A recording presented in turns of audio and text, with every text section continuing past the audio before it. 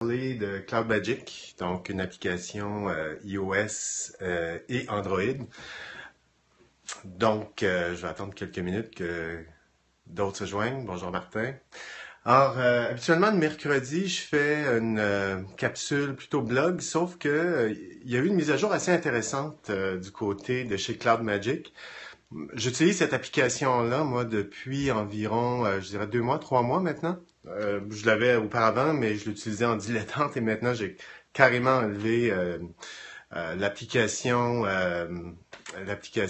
mail sur mon iPhone et sur mon Nexus 5, ben j'utilise à la fois Gmail et CloudMagic, mais mon application principale c'est CloudMagic. Alors pourquoi je veux parler de CloudMagic aujourd'hui? J'ai un billet d'ailleurs qui aborde le même sujet sur mon blog, c'est que CloudMagic avait auparavant 2 versions, une version gratuite et une version payante.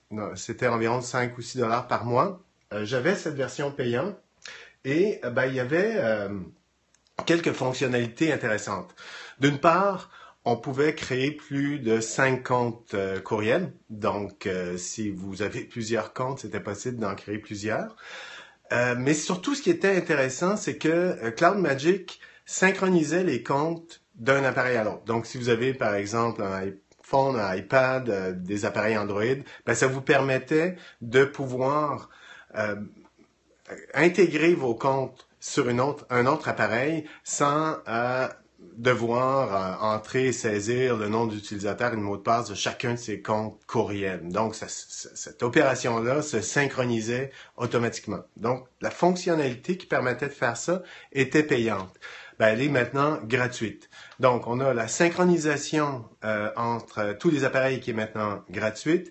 Il y a la possibilité de vider ces appareils à distance. Donc, vous perdez l'un de vos appareils, vous vous rendez sur CloudMagic, sélectionnez l'appareil que vous avez perdu et automatiquement le contenu des courriels et contacts, évidemment, tout ce que vous avez à l'intérieur de l'application sera détruit à distance.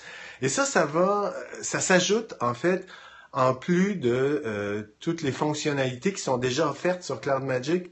Donc, on a par exemple la possibilité d'avoir sur CloudMagic des cartes.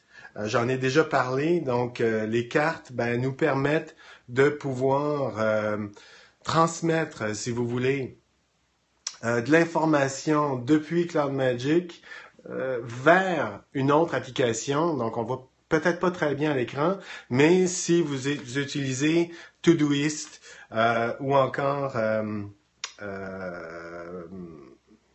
Evernote, pardon, donc vous pouvez envoyer ou transformer un courriel en une note ou en une tâche, donc directement depuis l'application sans devoir sortir de CloudMagic. Donc c'est extrêmement utile, ça devient une application de productivité très forte.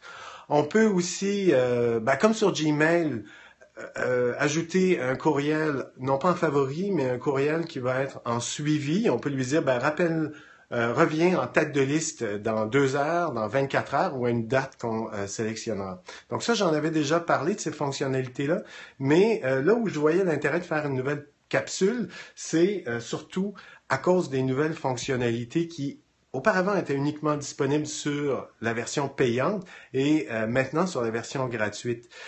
J'utilise aussi, ou j'ai plutôt utilisé Outlook en version iOS et Android.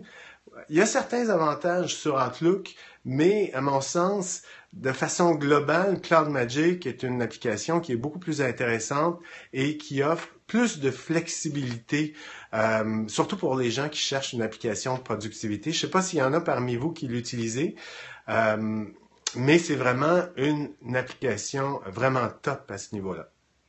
Donc, je vous remercie. Demain matin, je vais diffuser Rendez-vous numérique, mais je vais aussi diffuser la capsule blog et je veux aborder 2 façons de distribution du contenu parce qu'à mon avis, la distribution du contenu est extrêmement importante lorsqu'on a un blog et ce sera 2 applications donc qui vous permettront d'augmenter la portée de votre blog ou de votre site web très facilement. Donc, rendez-vous demain matin. Au revoir.